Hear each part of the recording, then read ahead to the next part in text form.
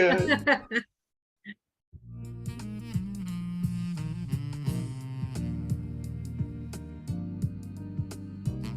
And you guys feel free to go on mute when we get ready to start. So everybody will go on mute.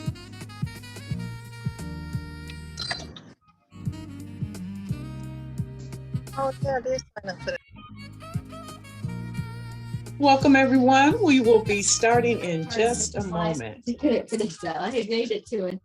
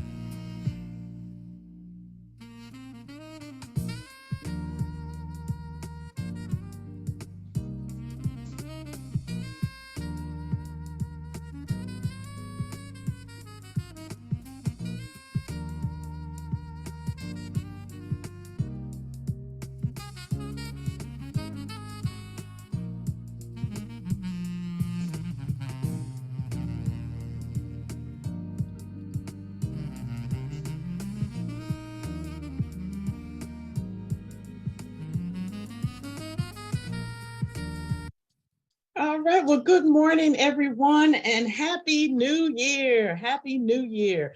I hope that you all had a wonderful holiday and that you are all geared up and ready for 2023.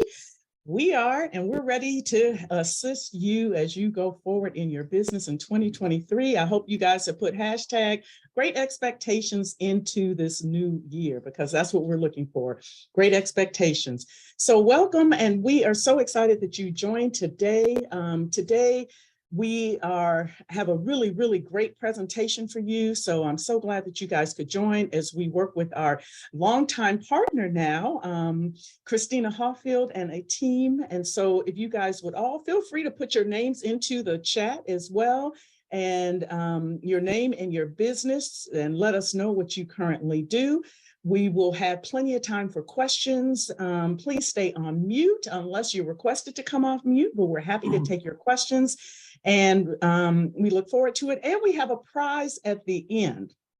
So please pay attention, because you might be able to win something, but you may have to answer a question or you will have to answer a question to be able to get it, and put an answer into the chat to be able to get that. So thank you, Khadija, for leading the way there and putting your information in. We're so happy to have you on today.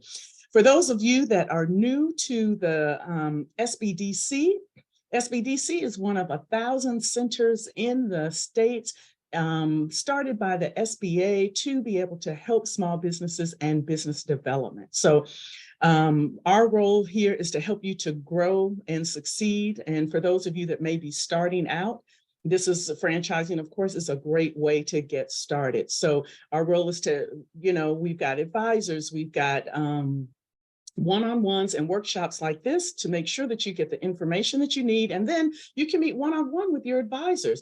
And all of this is at no cost to you.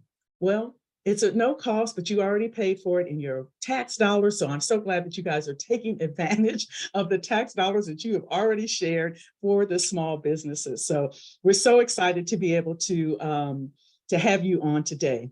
And I'm going to introduce, this is Christina Hoffield, and then I'll talk about our objectives for today. So Christina has spent nearly 20 years in a corporate career. She was first introduced to FranNet as a client herself in her quest to become a business owner. A trusted advisor, Christina served as in-house consultant to large international law firms advising partners and firm management on strategic planning, client targeting, marketing, and strategic growth. And we all want to grow. Growth is a good thing. She's passionate about helping others realize the freedom and benefits of owning their own business through FranNet's no-cost consulting and coaching program. And Christina has been a wonderful resource to us. We actually started working together during the pandemic because we know people were looking for opportunities to be able to start a business. And so we're happy to have her as a resource. So today we are going to have an overview of the pros and cons, why franchising versus an existing business or starting your own, types of models that you might want to have, and Christina, what type of options. And today is new because we're excited to actually share 2 other franchise owners on today. And so I can't wait to hear about their business. I'm a former franchise owner as well, and I know that there's some really great models out there that can be productive and profitable for you all as small businesses. And so I'm looking forward to hearing that. Now, before we start, we want to ask one question here. Have you ever owned a franchise before? So the poll is up. If you guys would put your information into the poll. No, you're thinking about it. Yes, you're currently not in business. And yes, you're currently in business. So which one? All right, go ahead, put your answers in. Okay, we have one franchise so far that is actually here on the call. All right. All right, let's go ahead and end it, Briagini. I'm not sure if everybody is in, but close. All right, so you guys can see. So no, but no and thinking about it. So for the no's, there may be a thinking about it after this. So, and then for those that are thinking about it, and then those that are currently in business, excited to have you on the call as you might be looking at other options as well. So with that, I'm going to turn it over to Christina Hoffield from FranNet to take you all through. She is going to share screen now. Hey, thank you, Colette, and thank you guys for joining us here in this new year. Wait, let me open up my share screen. I am thrilled to have 2 franchisors join us today. We've been giving sort of these, how to start a franchise 101, and thought it would be really fun to bring a couple of the franchisors that we work with on to share and give you some tangible examples. So typically I talk for close to an hour about sort of what franchising is and what are the pros and cons. So I'm going to consolidate that. So we're going to talk a little bit about what franchising is and what that means and what are the pros and cons. And we're going to talk about the 6 steps to finding the right fit for you. And then I'm going to introduce my lovely panelists here, Frank and Shirley, and they're going to talk about their businesses and try to kind of give you a taste and a flavor of a couple of businesses, a couple of industries out there that you might not have thought of. So Colette, you just did such a wonderful job of introducing me. So I'll skip right to my panelist introductions and introduce Frank Morrison and Shirley Warrington. Both just have such enormous experience in this industry and are 2 of my favorite people when I work with them and have my clients speak with them. So Frank is the franchise development manager with over 24 years of experience in franchise development. And he was actually a franchisee for another brand for 10 years. He recruits top-notch franchisees into systems to really create win-win partnerships with the brand, and he manages the franchise development process. Interestingly, I just learned he holds a BS in culinary arts, so we'll have to chat about that sometime offline, Frank, and food and hospitality management. And Shirley is a senior director at EcoMaids, which is a residential and commercial cleaning franchise under the Happiness Brands umbrella. Shirley has a passion for helping people really determine if franchising makes sense for them, how they can use franchising to achieve their goals and dreams of business ownership financial freedom. Shirley's been helping candidates evaluate brands for over 25 years and is really a true expert in what she does. And she joined EcoMaids in 2020. As we talked, pandemic joined. EcoMaids was relaunching their brand under the Happy Nest umbrella. And in, I think it was 2020 or 2021, they were the #1 brand in franchise, in FriendNet, for our clients actually joining their brand. So you may know other brands that they have, such as Lawn Doctor or Mosquito Hunters. And I just learned they have a newly acquired brand called Elite. So Shirley and Frank will be joining us, and I'm thrilled to have them. Advance my slides here. Okay, so I'm a franchise consultant, and you all might be scratching your heads going, I don't really know what that means. So what I do and what we do at FriendNet itself is a franchise. We've been around for over 35 years, and we're really that matchmaker. We don't sell franchises.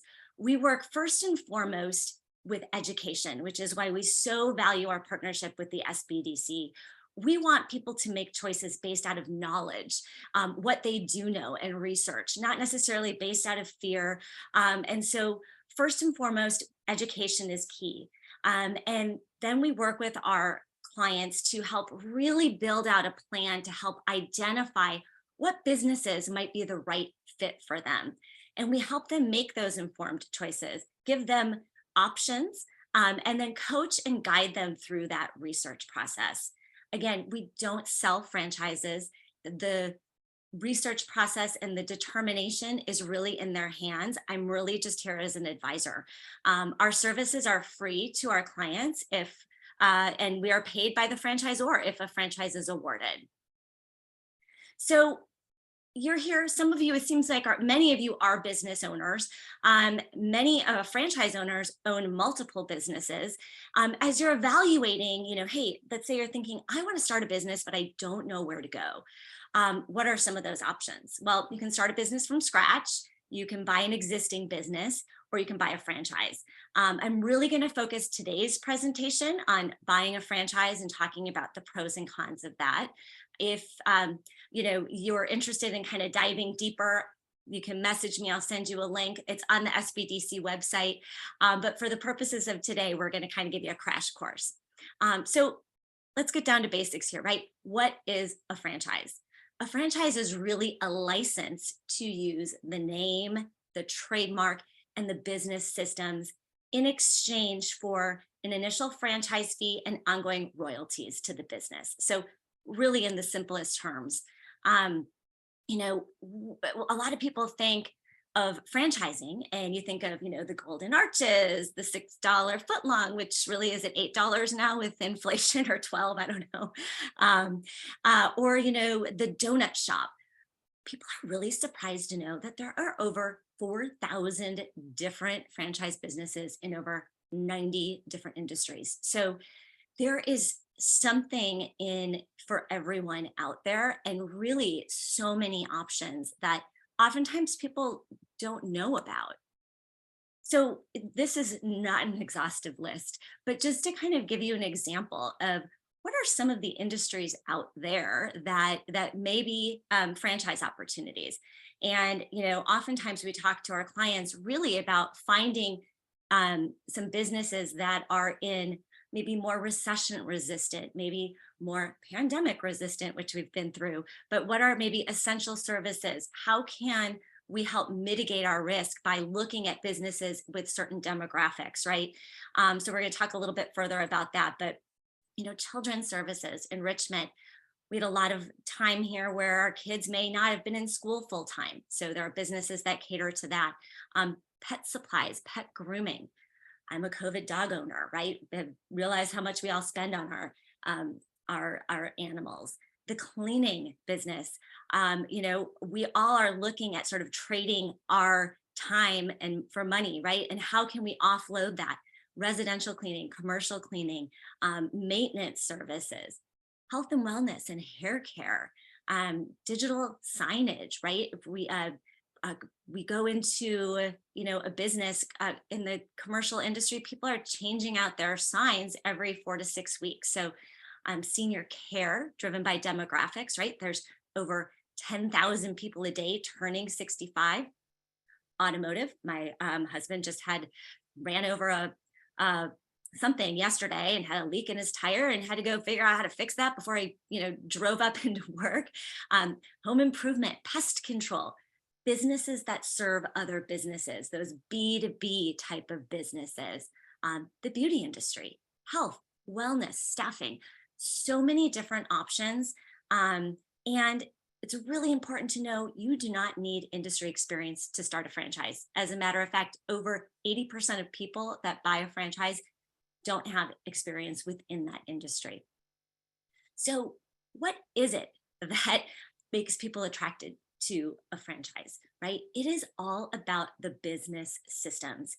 If you're starting that business from scratch, you're having to create those systems. You're having to think, how am I going to acquire clients? How am I going to invoice my clients? How am I going to pay my employees, right?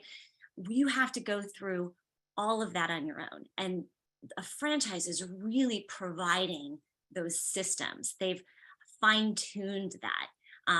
And really, their goal is to make their franchisees successful, right?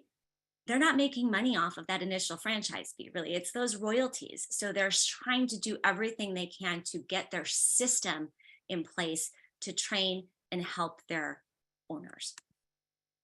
So again, what is a franchise? It is a proven process for starting and staying in business.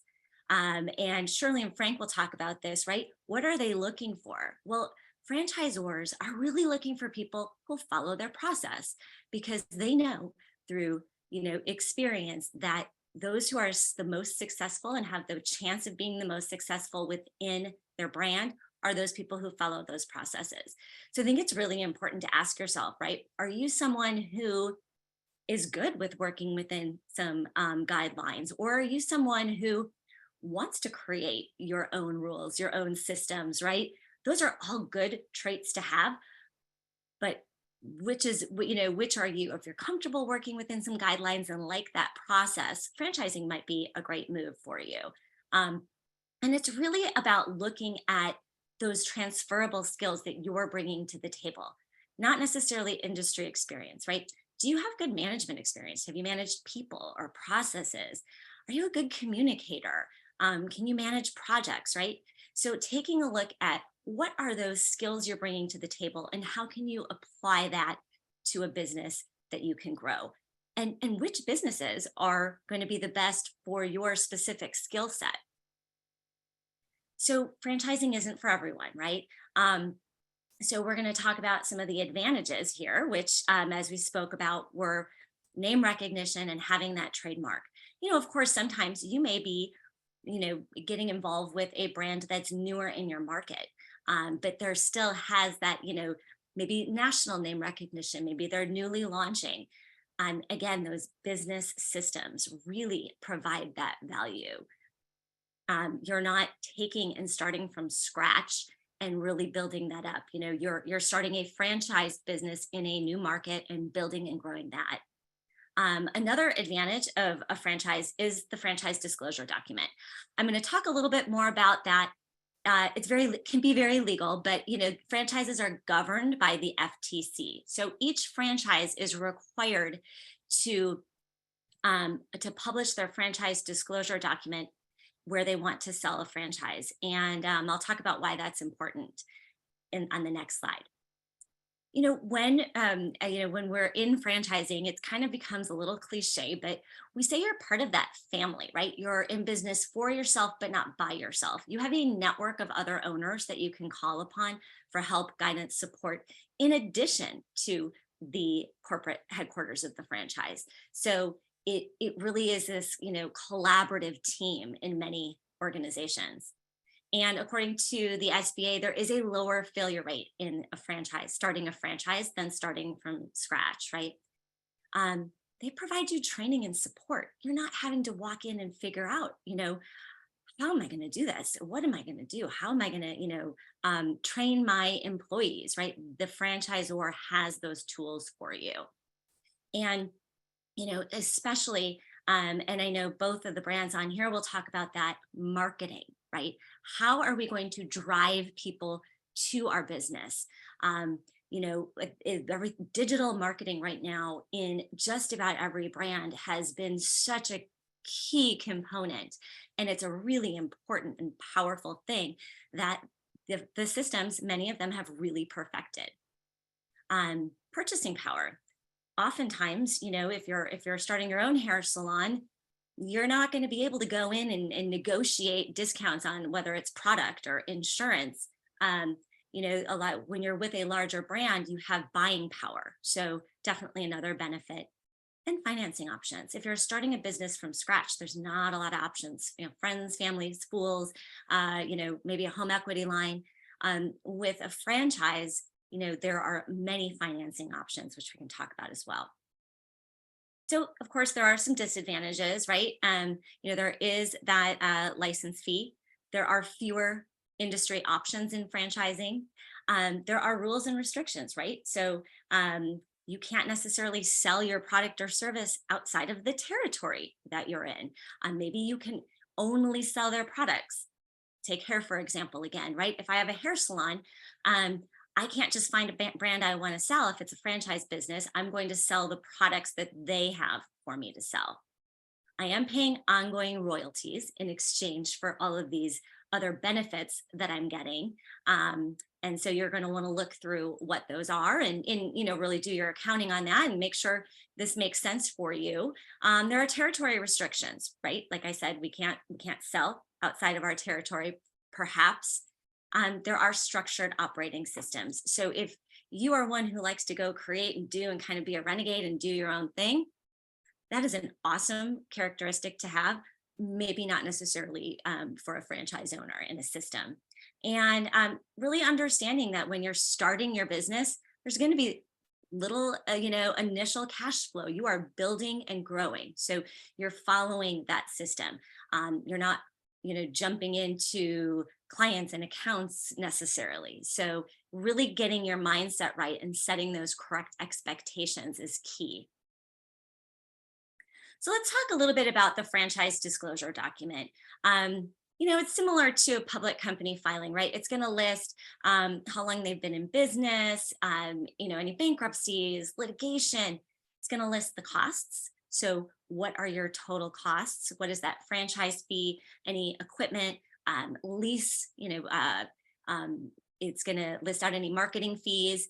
Oftentimes they will build in that working capital, and it will list what their royalties are. And it'll have the franchise contract and the agreement, so you know what you're getting into. And it's non-negotiable. So one of the most important things within the franchise disclosure document is it's going to list contact information for current and past franchisees. All right, you might be thinking, okay, well, great. Why is that important? Well, part of the way we mitigate risk with a franchise ownership and with purchasing a franchise is we're doing our research, right? We're getting all of our ducks in a row, and that means talking to other franchise owners. If I'm buying the hair salon down the street and looking at that business, I may talk to the owner.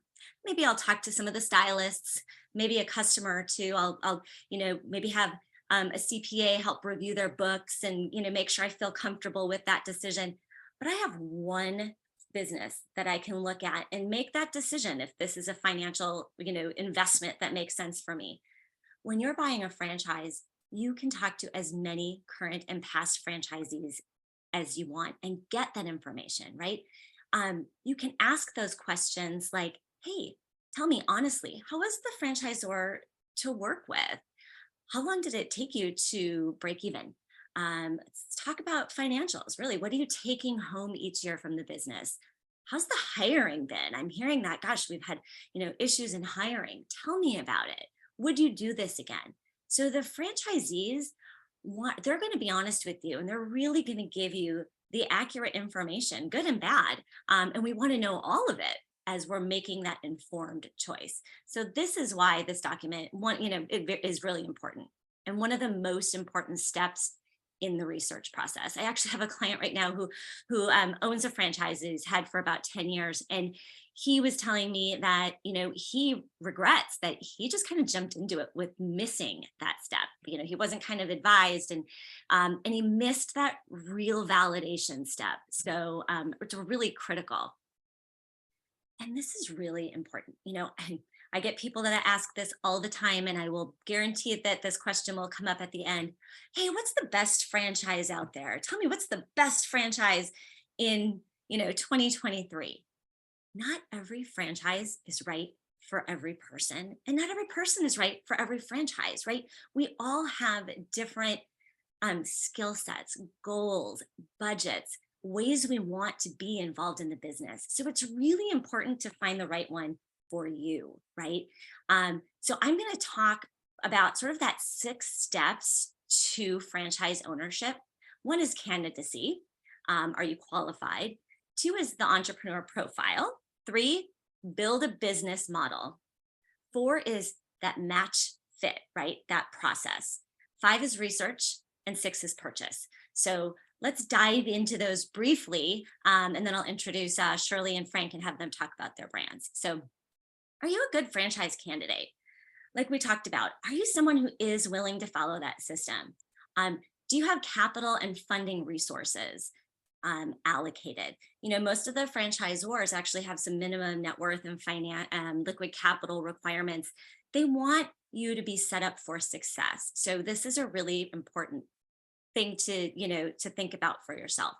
And what's your timing on being in business? Typically this research process is going to take anywhere from 2 to 4 months before you make your decision. It could be, another 6 weeks, 2 months, or 6 months from there that you open, depending on the type of business that you open. So really getting that realistic timing in order. Making sure you have a support system. So let's say you're doing this full time. Do you maybe have another source of income? Do you have money saved? How does your family feel about this? This is you're starting a business. This is going to be, a family endeavor, whether or not your significant other and kids are involved in that. And really having realistic expectations on time, on, income. So really important things to self-evaluate. Step 2 is, at FriendNet, again, we've been doing this for 35 years. And the way we kickstart working with our clients is by using this really insightful tool we've created called our entrepreneur profile.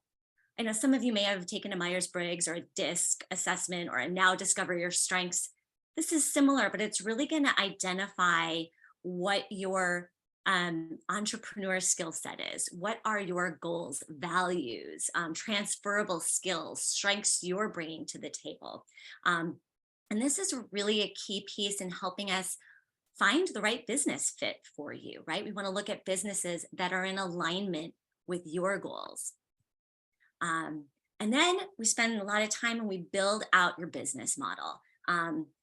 Thinking about what are your goals from a lifestyle perspective, a financial perspective. Do you have a current job or other business where you're involved and you're looking for a franchise business, maybe more on a semi-absentee? There is no such thing as absentee. You're not just going to throw your money into starting a business and walk away and think it's going to return some dividends for you, right? But there are businesses that are set up to be more semi-absentee, whether that's 10, 15, 20 hours a week. What is going to make sense for you? Where do you want to be financially? Years 1, 5, 10, 20, right? Do you want to be a multi-unit owner? What is that growth trajectory? So again, a lot of, self-evaluation. I sit with my clients and talk with them very in depth through these things. And one thing I love about the SBDC is they have tools and resources for helping to get your financial house in order. I'd encourage you to reach out to your coach with the SBDC as you're going through this process, right? And let's think about our why. We all have a why, right? We're starting 2023. It's all, goal setting and priorities. What's your why, right? Starting a business isn't easy. So what do you need this business to do for you? Do you want it to allow you to keep your current job? Are you looking to create a corporate exit strategy, right? Are you getting burnt out, or like kind of seeing the writing on the wall, right? We've had a good employment, a high unemployment for several years. We don't know what's happening. Are you looking for this another business to accommodate your existing business, something you can work side by side on? Think about what is the minimum income that you need to achieve year 1, year 3, year 5. What is that budget? Let's talk about funding. How much do we feel comfortable with? Really important things to consider. And then it's like buying a house, right? We may go into it thinking, I want a 3-bedroom, 2-bath with a pool and a cul-de-sac. And then we kind of go through and think, you know what? Well, it might be more maintenance. Maybe I'll settle for a hot tub. Or, gosh, I would love 3 bedrooms, 3 baths, but maybe 2.5 baths is okay. So it's really the same with a business. We're going to try to figure out, wait, how many employees are you comfortable managing? What kind of customer do you want? Do you want a business customer, a consumer customer? Do you care if it's a product or service? Are you wanting to get involved in a growth brand or something more established? Do you want full or part-time hours? Really, what kind of business environment do you want? Do you want something that's super energetic, or something that's maybe more cerebral? What makes more sense for you? All really important things to consider when you talk about what's the best business out there. So yeah, why do you need to build out your business model? Hey, why can't I just, do a Google search and find the right business? What's really important to know too is not all franchises are the same. And there are some great ones out there, and there are some not so great ones out there. And we want to find out what makes sense for you so we can really help, provide the right match. So maybe, you have that more of an entrepreneurial spirit. You can follow the systems, but you're good with an emerging brand. Expensive versus inexpensive. What's your budget? That's, a relative term, right? But I think I talk about this in another slide, but oftentimes from an investment level, I think people are surprised to know almost half of the franchise businesses out there are under $250,000. So there's a lot of options. Do you need something, is quick ramp up really important for you? Or are you okay if looking at those long-term goals and validating and doing that research and seeing that long-term, you can hit your goals, right? What makes sense for you? Do you want to be an owner operator? Do you want more of an executive type of a business? Really important to think about, because that's going to help you hone in on the fit, and it's going to help me as a franchise consultant help you too. So, and I think it's also really important to know that the amount you invest in the business, so the total investment, the cost of owning a franchise, has no correlation with the potential return. None whatsoever. Oftentimes a lower cost home-based service business, of which we have 2 on today, can yield higher results than that brick and mortar business, right? It's just finding what makes sense for you. And again, be financially prepared. SBDC, great tool for that. Determine your monthly expenses, right? We don't want to go into this just kind of throwing things at the wall, hoping that this is going to work. You want to have a goal and a plan. You want to have working capital, right? And you want to figure out what that's going to look like as you go and do your research. So funding options, I'm not going to talk too in depth about this, but there are lots of options out there, from home equity lines to other financial institutions to portfolio loans, friends, families, fools, right, as they say. But the center I put 401k and IRA, there's a funding vehicle called Rollover for Business Startup, or ROBS. And this is where you can borrow from your 401k or IRA from a previous company and roll that tax and penalty free into your own corporation. You can use that as a cash injection in your business. You can use it in conjunction with some of these other tools, like an SBA loan, to fund your business. We work with funding partners who are really smart in this area. I always recommend my clients talk to one of them. And sometimes the franchisors have some financing options in place as well. Okay, so once we go through this process, right, we have gotten financially qualified. We've realized we're a good franchise candidate. We've done the entrepreneur profile. We've built out your business model. That's how we find the matches, and we present some options. You know, I think typically my clients probably look at anywhere from 2, maximum of 6 businesses throughout this process. And again, it's like buying a house, right? The more as we talk to people is how we figure out, yeah, I thought I wanted that, but maybe that's not so important, right? And so is presenting options, and it's getting into the research, engaging with the franchise organizations. I guide and coach through that. And it's really important, as much as you're researching the franchise businesses, they're also evaluating you. You know, franchises are awarded and not purchased. So they want to know that you're a good fit. If you have a call and something comes up and you don't show up, that's kind of a red flag. If you send them an email and say, I'm so sorry, I had an emergency, can we reschedule, right? So it's really important to know that you want to put your best foot forward as well. And again, I'm here to guide and coach through what those steps include. And then at the end of the day, right, we want to make that purchase based on this research. You're making an informed, educated choice. You've consulted a local franchise attorney. Happy to provide those introductions. Maybe it's talking to your own CPA and financial advisor. You've done your research, you've put your ducks in a row. Now that doesn't mean we're not, shaking as we're signing the franchise agreement, right? It doesn't mean we're not nervous, but we have done everything we've done to know that we're making an informed and educated choice. And at the end of the day, you're in business for yourself, but not by yourself. So with that, I am going to stop share. I'm going to turn it over to Frank, first of all, and then Frank will turn it over to Shirley, and Frank will tell us about Manage Mode. And before Frank comes on, I just wanted to note we do have a couple of questions in the chat, and we will get to those after Frank and Shirley. Thanks, guys.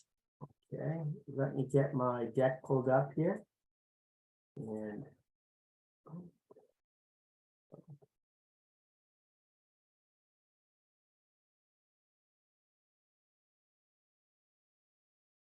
And while Frank is doing that, please feel free to put your questions in the chat too. This is a great opportunity, you guys, where you have live franchise owners here to be able to ask some really great questions. Christina laid the basis, and now you'll hear a little bit more about the on the ground work. Go ahead, Frank. Okay, well, thank you. Welcome, everybody. Like I was given a nice introduction by Christina, I am Frank Morrison. I am the Franchise Development Manager with Manage Mode. This is a very unique business model. And what I want to give you a very short overview today, which I'll peel back the onion as I go through the slides, how Manage Mode is the fresh approach to landscaping for business. So when Christina put up on her slide, businesses for businesses, this is a B2B model. This is a model that only works with commercial properties, business properties. It's not residential. So that has its advantages because it's a Monday through Friday business, as an example. This is a very large and growing industry. It's actually about $115 billion a year category that has an average growth rate of about 4.5%. And it's highly fragmented. So at Manage Mode, our franchisees mow without mowers. Well, geez, what does that mean? Well, everybody, all the people that do the mowing and the landscaping are all on the 1099 with us. So this is a very unique model. So we became a one-stop shop for all of our clients' commercial landscaping needs. So they only have one person, they pick up the phone or send an email to one person to handle all their landscaping. They don't need for those of you that are on the older side, if you know what a Rolodex is, they don't have to have a Rolodex of about 20 different vendors. They just pick up the phone and call one. And when we say highly fragmented, there's a lot of mom and pops out here doing this, and they're very unprofessional because they really haven't been versed in really good customer service and following up and so forth in the communication. So how we differentiate ourselves out there is by applying high integrity. And Christina kind of just touched on it at the end of her presentation. You know, when we say we're going to be someplace, we will be there. Emergencies happen, life gets in the way. We always communicate that with our clients, which is so important. And I notice a lot of you are business owners, and I'm sure that most of you do that too. We're very professional. We do get involved in our communities. I'll be speaking about that. There's no equipment involved in this business. All the landscapers have the equipment. So that makes our investment a lot lower. And it's a very low employee model. So as you'll see, as I get into the deck, we have two options. You can be a franchisee, where you're also the account manager, or if you want to be a semi-absentee owner, you would hire an account manager to go out and do the business development for you. So basically, this is a relationship business where our franchisees or their account manager have strong relationships with their clients and the vendors. We have an outbound call center built into our business model that will help you get leads, which is very important in any business, and they're very good at it. So how does this work? So first of all, we have a monthly recurring revenue. So our franchisees go out and get accounts where we do the cost service. This is where the monthly recurring revenue comes in on lawn care, edging, hedge trimming, and garden bed weeding. On top of that, we have over 30 different enhancements our franchisees can upsell the client on. And with all the rain and all the debris and everything going on in California today, cleanups would be one of the enhancements that we do. Other common ones would be high tree trimming, mulching, fertilization, and so forth. So those are upsells. And the type of clients we have are property management companies, homeowners associations. Those are very popular, especially the property management companies, because they are looking for a single point of contact. Shopping and lifestyle centers, maybe it's a Ralph's grocery store that's the anchor of a shopping plaza, and there's 20 other retailers in there. That's considered one commercial property. And the reason I'm stressing that is that's how we build our territories. Big box retailers that stand alone, storage facilities, restaurants like a Jack in the Box, a lot of those have their own parcels. Gas stations and banks, they usually have their own parcels, and there's so many more options out there. So who we are. So this is James Jacobson, and this is Peter Roberts. We're based out of Seattle, Washington. These guys have been providing commercial landscaping since 1999. We've been through 2 recessions. This is a recession-resistant business model. Also, during the pandemic, we were considered an essential business, and everybody saw an uptick in their volume actually during the pandemic. We're currently operating in several states across the country. We do have a few franchisees in California, Rancho Cucamonga, Encinitas, and down in San Diego. And we have the equivalent of 18 franchise territories. So this is really nothing new for us. And we have an awesome GSD culture. I wish I could have put that up as one of the questions. Well, gee, what does GSD stand for? That's very, very important in this brand. And kind of like what Christina was talking about, because I want to piggyback off of what she said, sometimes when you're looking for a business, it's just not how much money you can make, but are you a fit for the franchise family, so to speak? So this is what's important to us. And we're, and by the way, I don't sell franchises, I recruit for them, right? Just like Shirley does. We're recruiters, we're really not sellers, so to speak. So we're work-life balance, like I mentioned earlier, it's a Monday through Friday gig. We kick butt, and GSD means get stuff done, because our competitors are very laissez-faire in their approach to doing their business development. We're out there hustling. We focus on results, and that's important. Just like when you go get a haircut, you want to make sure that they cut your hair the way you want it. Well, because you want to have pride when you walk out of that salon. Well, we want to evoke pride on our clients' properties because they want to be, you know, exactly the way they're supposed to look to attract people and make people feel good that they're there. Now, a lot of that's subliminal, but that's the outcome. Value the sweat. And Christina kind of talked about this. You know, it's just not how much money you can make, but there are business models out there that you can build equity in.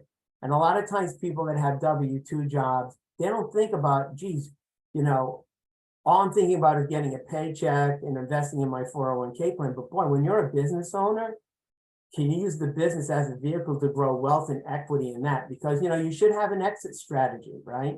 If, you know, 5 years, 10 years, you want to sell it, how much equity can you build in it?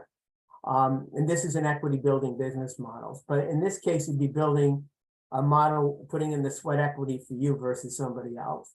Always improving.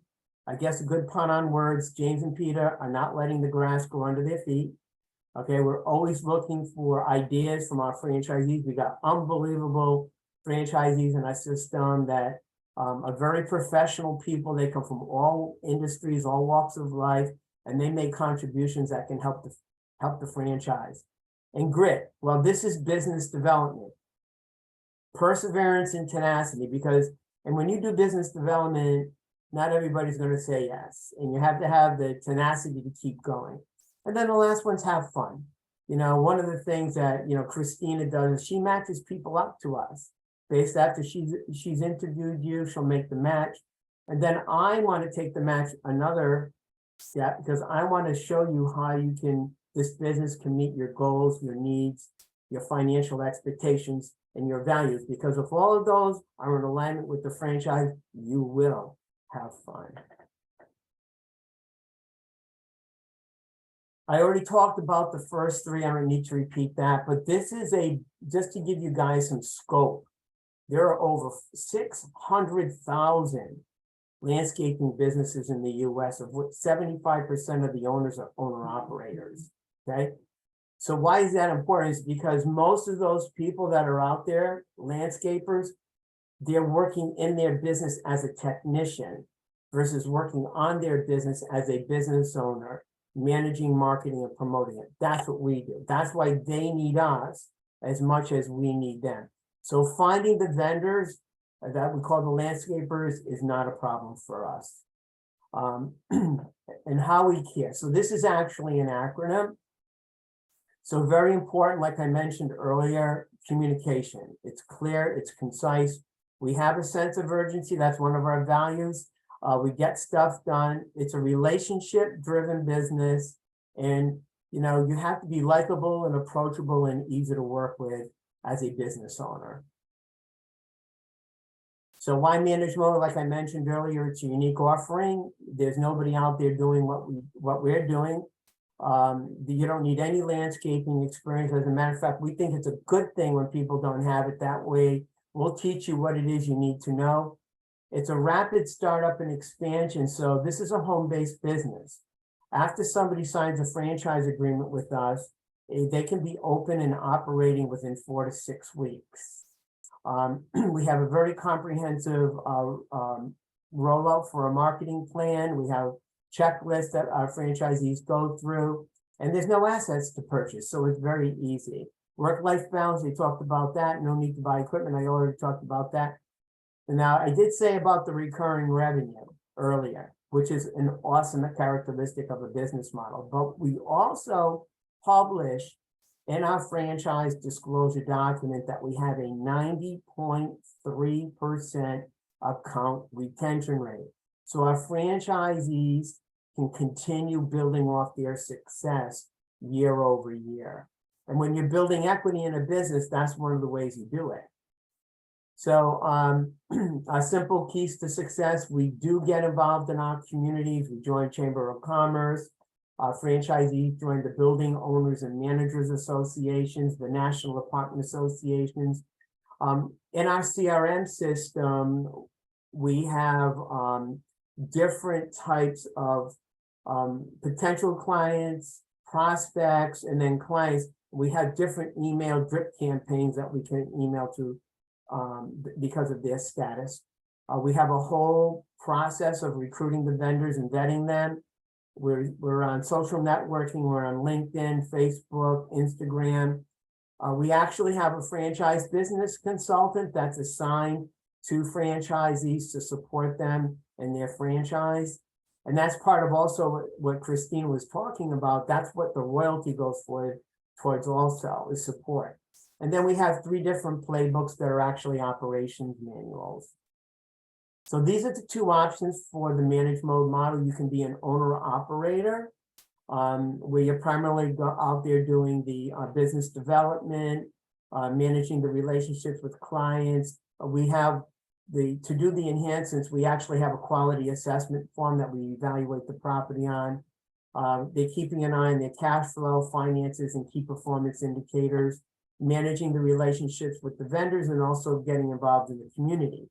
Now, if you want to be a semi-absentee owner, which we have probably about 30% of our franchisees are semi-absentee, because a lot of them have jobs and one has another business. You would hire an account manager to go out and to do their business development. And you're probably putting in maybe 10 to 15 hours a week. And then you're basically driving the top level new business with them. Now for territory, each franchise territory is comprised of contiguous zip code regions based on a minimum of 4,000 to 6,000 commercial properties. Notice I'm saying commercial properties, not businesses, right? So here's a territory that I put together for Laguna Beach. Hopefully most of you know where that is. For those of you that don't know, it's in, I guess it's in Orange County. It's south of here, right? So this particular territory, you can see all the zip codes are together. They're all contiguous, and this particular territory has 5,102 commercial properties. So our training and support, we have 1 week of initial training at our headquarters, and then we come out to your territory for a week, and then we have a lot of support on, you know, after somebody's in there as a franchisee, if they have any challenges with revenue, customer service, turning over vendors, and so forth. I'm getting short on my time, so I have to speed it up a little bit. Our corporate operational support, this is what I call the artificial intelligent brains of our business. It's our CRM system. We use a ServiceMinder software. It does all your lead captures and emails, and then we do scheduling and optimized routing. All your estimates are done through here, and QuickBook Pro is integrated into ServiceMinder for payables, receivables, invoicing.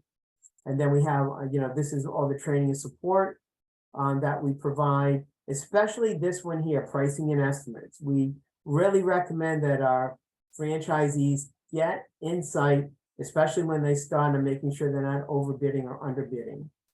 Just to give you an idea, some of our franchisees in our family, this is Len Lobato. He's a full-time franchisee up in Seattle. He's from the retail sales executive. This is Jeremy Pond in Eugene, Oregon. He's semi-absentee. He's a plastic applications manager.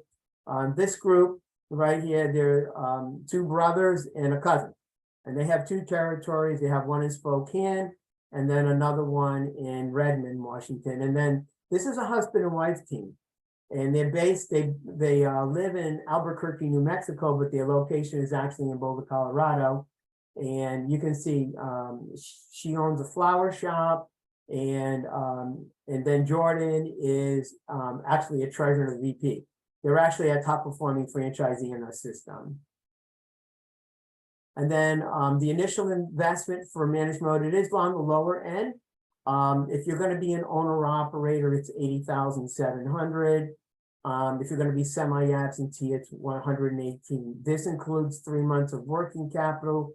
We look for our candidates to show they have at least $50,000 liquid and $150,000 net worth. So just to wrap it up, there's no equipment, few to no employees, low investment, low landscaping experience.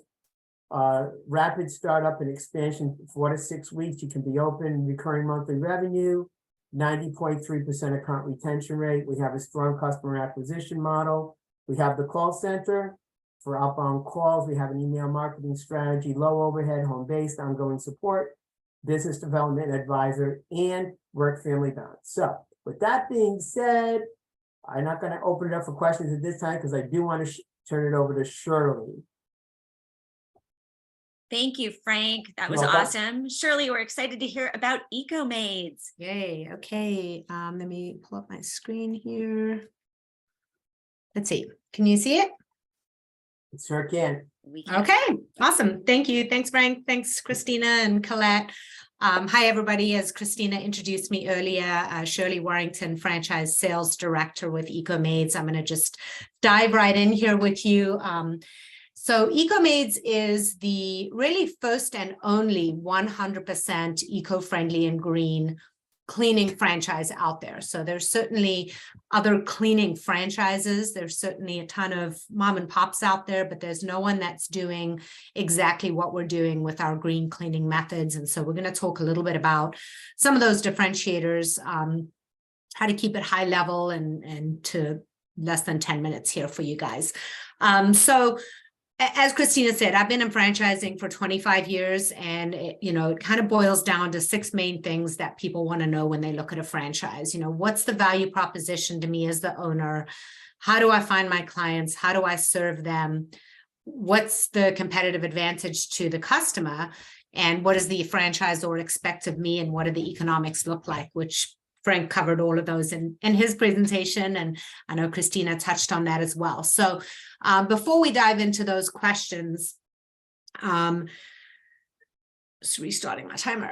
Before we dive into those questions, as Christina mentioned, EcoMaids is part of a bigger group. So we're part of Happy Nest Brands, and our expertise and focus is home services. That's what we do well. That's really what we're looking to build is a group of home service franchisors. Currently, we have 4. I know there's only 3 on my screen, but the 4th one was just finalized, which we're excited about. So Lawn Doctor, the original franchise brand, started 55 years ago, has about 600 locations. You may be familiar with them. The second brand that we added about 5 years ago is Mosquito Hunters. So they do pest control. And then EcoMaids was purchased in 2019 and launched in January of 2020. So kind of a fun, exciting time to launch a franchise, right? 2 months before we started a pandemic. But luckily we're in the cleaning space. So it worked out okay for us. And we were actually able to grow significantly in the past 2 years. Just starting actually on our 3rd year, and we have just over 100 locations already across the country. So been a tremendous amount of growth. And I can tell you that every single one of those franchisees, when they started working with a coach like Christina, did not come to them saying, all my life I've dreamed of owning a cleaning business. So it is important that when you're working with your coach, or even if you're just going through this on your own, to really sit down and say, hey, forget about the widget, right? Forget about whether it's mowing or pest control or cleaning. What is it that I want this business to do for me? And I think that's really where a lot of people resonate with EcoMaids, because it is very much a lifestyle business. So some of the value proposition and some of the reasons that this model resonates with our franchise owners is, one, it is a proven industry. So even though EcoMaids is fairly new, we're in our first 3 years, as I mentioned, cleaning franchises have been around forever. So it's a proven industry, it's a proven model. We just come into the industry with that eco-friendly differentiator that's going to allow you to have something completely different in your market. Because we're newer, we still have a lot of prime territories available. We do have a couple of owners in California, but for the most part, we're wide open. No retail space is needed. So similar to Frank's business, you can get up and running pretty fast. It is a scalable business. So this is a business where you can keep your investment low and invest as you grow. So you're going to start out with one vehicle and one team and then scale up from there versus having to have a big space and a lot of equipment and, invest a lot into the business to start with. 70 to 80% of your customers are going to be recurring. I imagine that at least half, if not more, on the call today use some sort of cleaning service, and they probably come around every 2 weeks or once a month. And so, this is another big benefit to the business is once you build those relationships, provided you continue to give good service, you're going to keep those customers for life. It's a lifestyle business. It's our franchise owners work Monday through Friday, no nights and weekends. There's no emergencies in this business. I always tell my franchise candidates, if someone calls you on a Sunday afternoon with a cleaning emergency, you have my permission to fire that customer because they do not need to be interrupting Sunday lunch.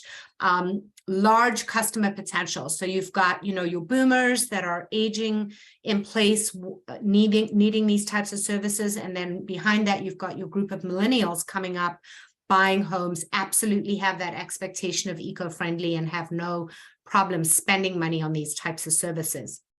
We recently added health insurance. So that's a big differentiator, not only for you as an owner, if you're leaving a job and you're concerned about that, but also for you to be able to then offer that to your employees. Our digital marketing program, I'll talk a little bit more about, and then we also have an in-house sales center. So a lot of things that are unique to EcoMaids as compared to maybe other franchise companies or businesses that you might be looking at. So how do we help you find your clients? And that's one of the benefits, as Christina said in her presentation, is we, as a franchisor, we're experts and we have a whole marketing department that is mostly made up of millennials, other than our VP of marketing, that know technology and pay-per-click and retargeting and SEO and all those things that maybe are not words that are familiar to you. And so they're going to manage the digital aspect of it and make sure you have that digital footprint. We also have our in-house sales center that takes all of the incoming inquiries. So while you're out there training or doing things in your business, you don't have to worry about missing a phone call from a customer because we'll handle all of those. Now, we do want you to get out there and, talk about the business, build some relationships. There's no cold calling in this business. You're not going to have to knock on doors or anything like that. But, you want to be able to be out and about in your community. But most of your business is going to come from us through that digital marketing that I talked about. So you get all these clients coming in and now you have to figure out how to service them, right? So how do you service your clients? And the way that you're going to do that is through your team of what we call ecotechs. So those are your cleaners or your maids.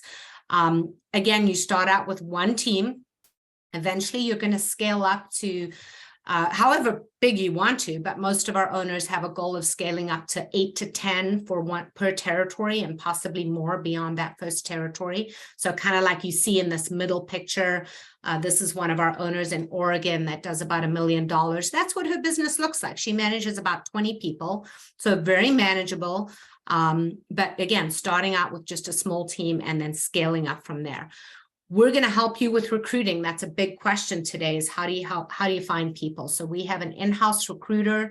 We're going to help you with finding employees, training those employees, and providing you with the opportunity to sort of differentiate yourself as an employer of choice. So things like health benefits, giving them opportunities to grow. Those are all things that you can do as a business owner to differentiate yourself as an employer.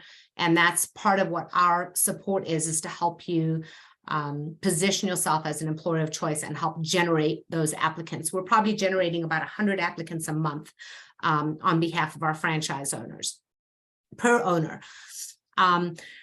Okay, so unique value proposition to the customer. Well, I think everybody gets it, right? I mean, most people have used a cleaning service. Why do you use a cleaning service? Because you want to have more time with your friends and family, and you don't necessarily want to do it yourself.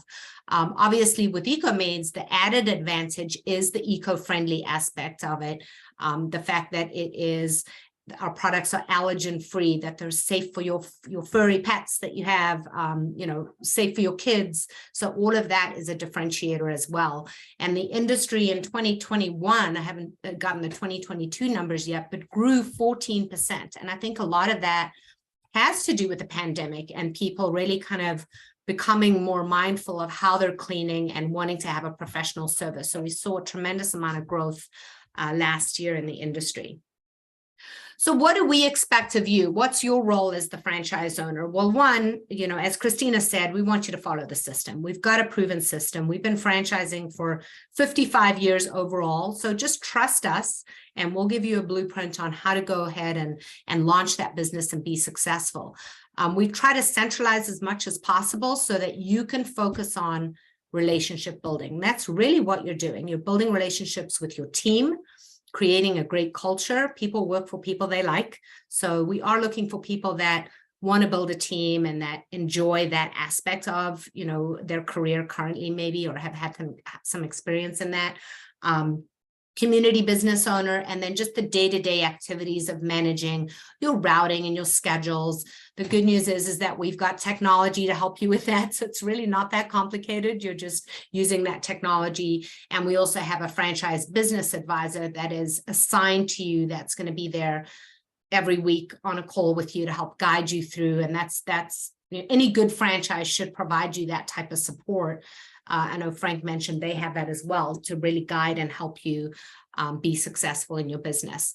From an economic standpoint, there's really 3 components that you want to know more about or learn more about. And that is, you know, starting with the franchise investment. So our total upfront investment is going to range between $110 and $136. That's going to include your fees, your franchise fees, your marketing starter kit, your products, which we have a vendor that we have that provide all of the proprietary products through, and your 3 months worth of working capital. Now, if you do decide that you want to hire a manager to start because you want to be maybe semi-absentee, that is something that you can do. But sorry, I keep referring back to you, Frank, lots of similarities. As Frank said, you obviously want to add that in because now you're paying a manager. So it depends on whether you want to put the sweat equity in or how you want to structure that.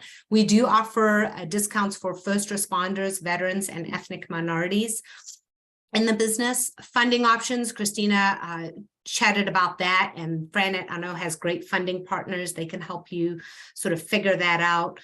If and when you get far enough down the process. And then ROI, you know, what does that look like? And that's going to come from, as Christina said, the franchise disclosure document will provide you with some averages, but then you'll also have a chance to talk to some owners to what we call validate, hey, did everything Christina and Shirley tell me is true about this business? And so you'll have a chance to do that, which is a good way to get an understanding of what to expect with the business. And I think that brings me to the end here. So I'll throw it back to you, Christina, for questions. Thank you. Well, I'm going to quickly share my screen again here. Here we go. And yeah, let's walk through some of the questions here. Briajani, let me find my chat box. And by the way, I just wanted to put up my QR code here.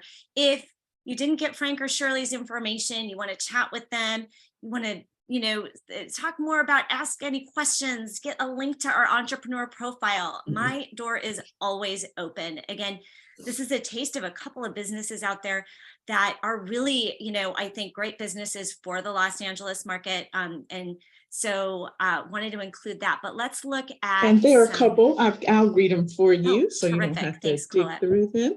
So one question from Michelle Blackwell. That's Michelle. Does FranNet assist existing businesses to become a franchise? Great question. We don't. We have folks that we work with that do that. That's very specific. Takes a lot to get your business prepared and, financially with the FDD, with the marketing. So I'm happy to chat and kind of share with you things I've learned.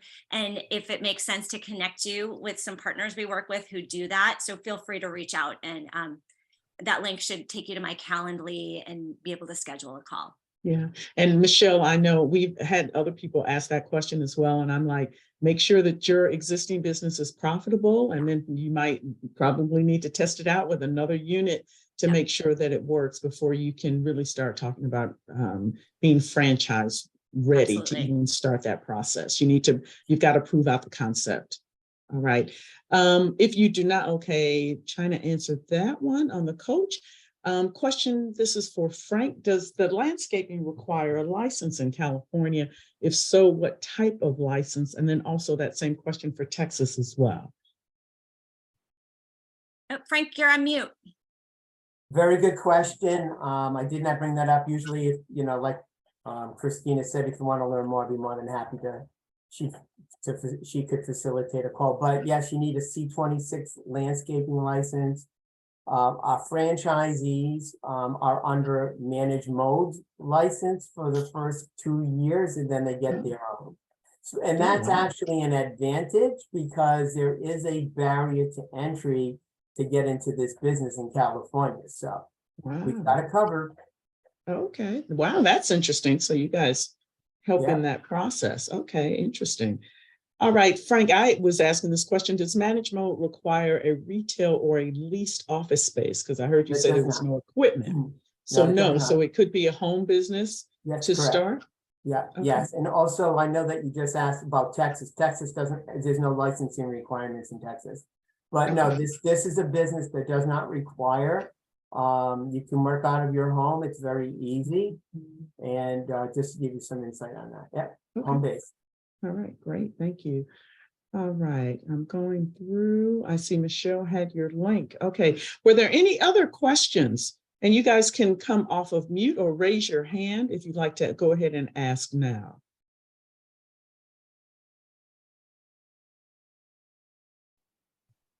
Okay, feel free to put your, okay, Marilyn, go ahead, ask your question.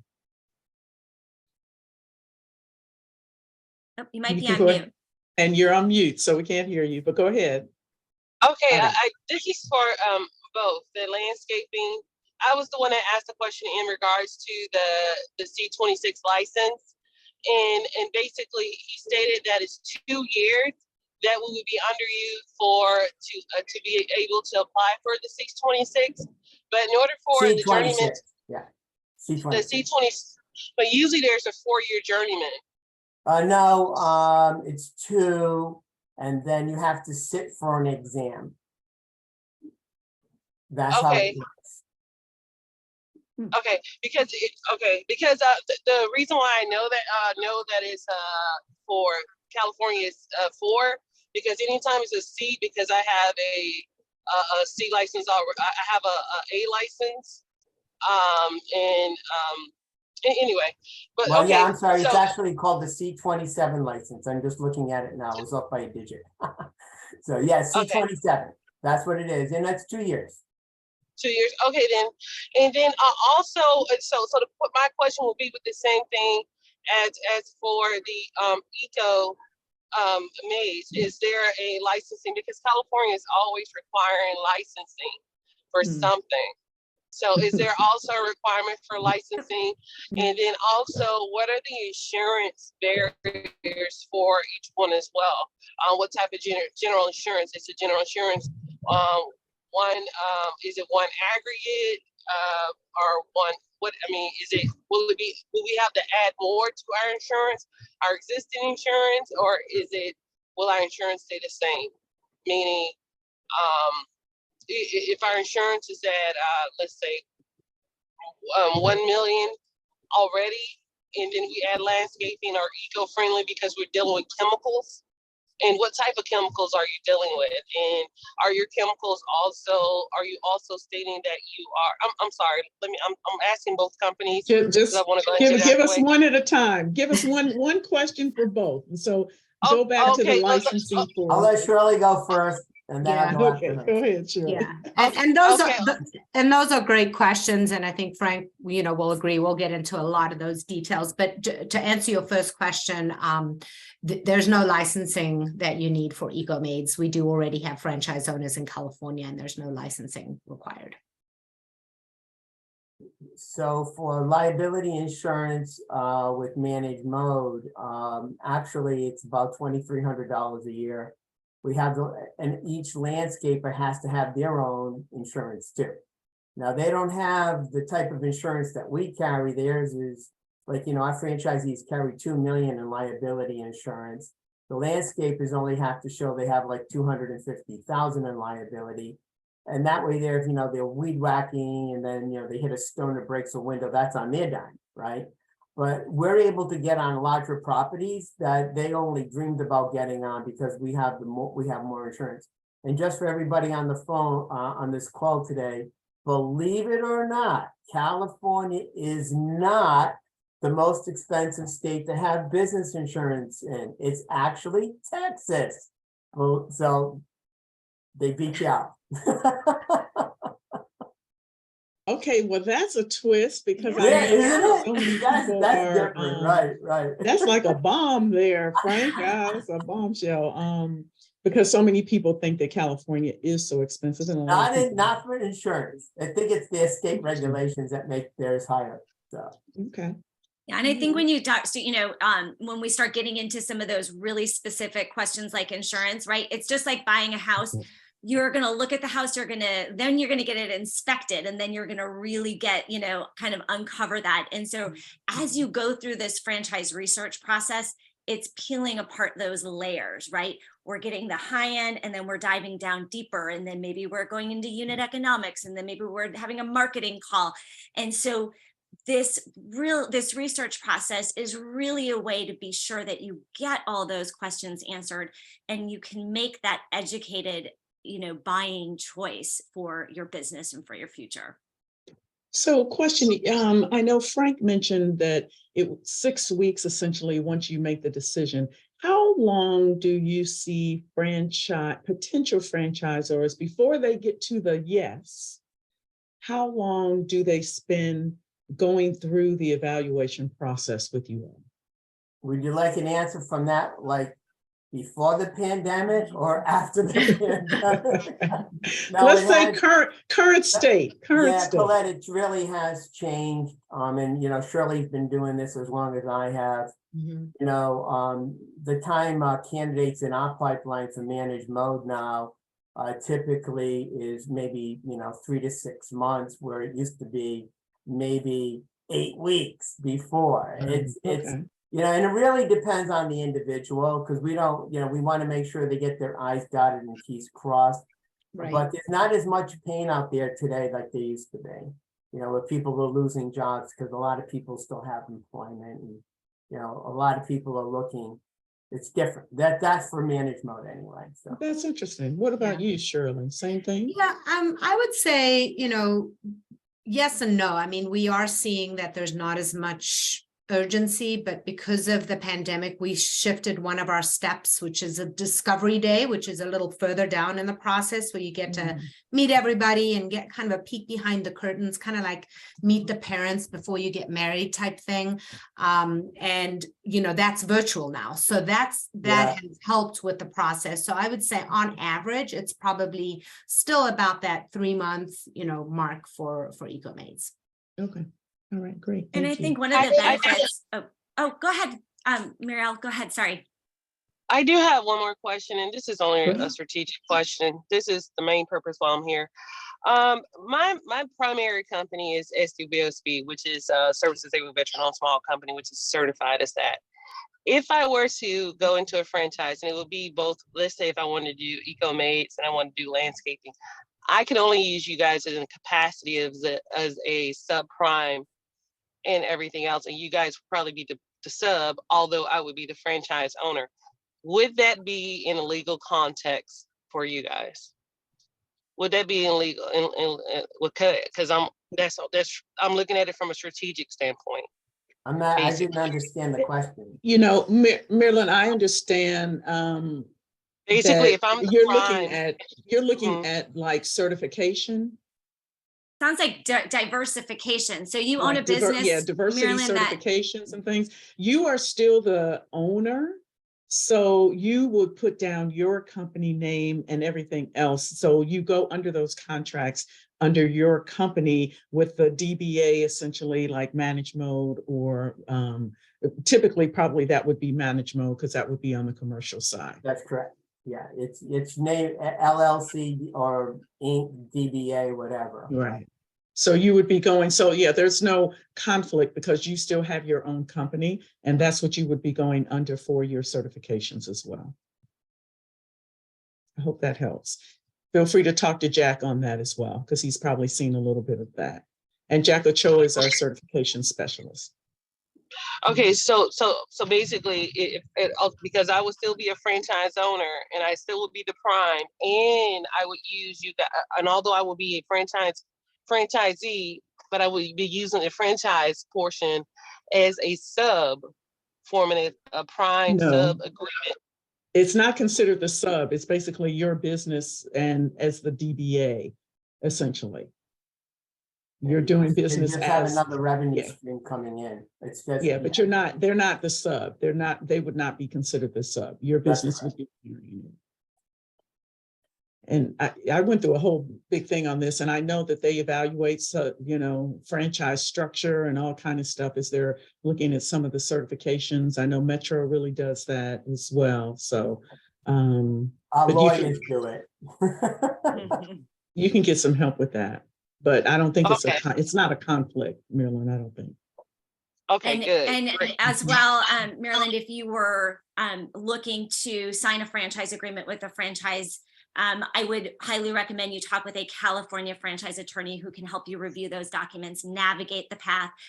Again, they're non-negotiable, but they can show you and kind of walk you through that. So again, our doors are always open, so feel free to reach out. Okay, Okay, thank you. all right. Any other questions, guys?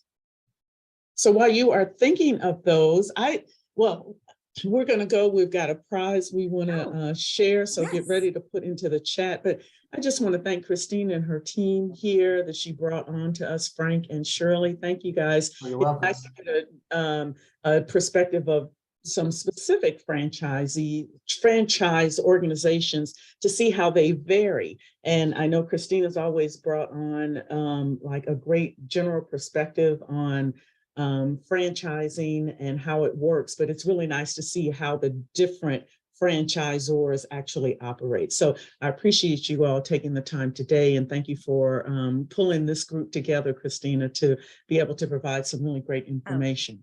Thank you for having me, and for Shirley and Frank for participating. And I almost forgot about the prize here. So yes, so we're going to hold on one second. So before we get to that, I wanted to share just the upcoming workshop. So selling online with e-commerce tools.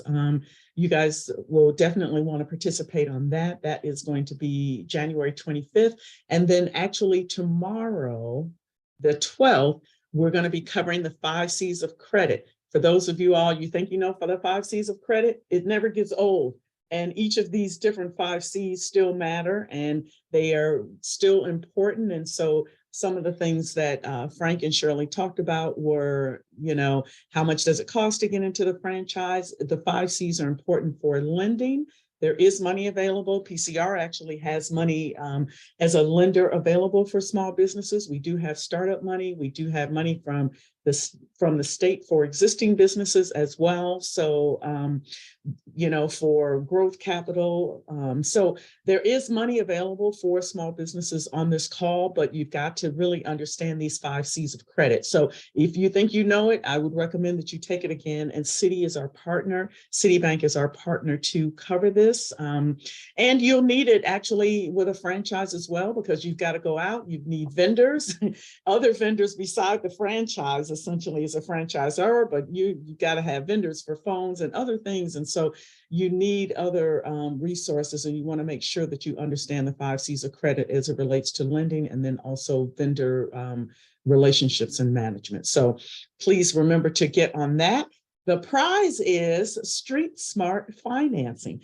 And Christina actually recommended this book to us. So Christina is going to give a question to those participants today. The first one to give the right answer in the chat will be the winner of the book. So okay, so the big question, I love this. Yes, Street Smart Franchising really just talks about what you need to know, gives you that big high-end overview. And it's a really good book to, you know, embrace if this is your next path. So question is, I talked about the six steps to finding the best fit. If somebody can list 3 of those 6 steps, the SBDC has graciously offered to send you. Was I unmuted? Oh, I'm so sorry. Can you hear me now? Okay, so the big question, I talked about the 6 steps to finding the best fit. And if you can list 3 of those 6 steps, we'll send you a book. Drum roll.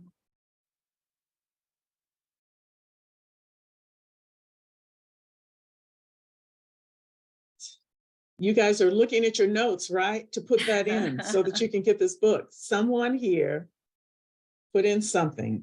I know I took notes, actually. I think I might have gotten the order wrong. That's okay. Anyone? Right there. Shaka. Shaka is one of our cohort participants. We're Yes. Hi, happy to have her Shaka. on. Hi, Shaka. Yeah. All Oh, right. that's okay.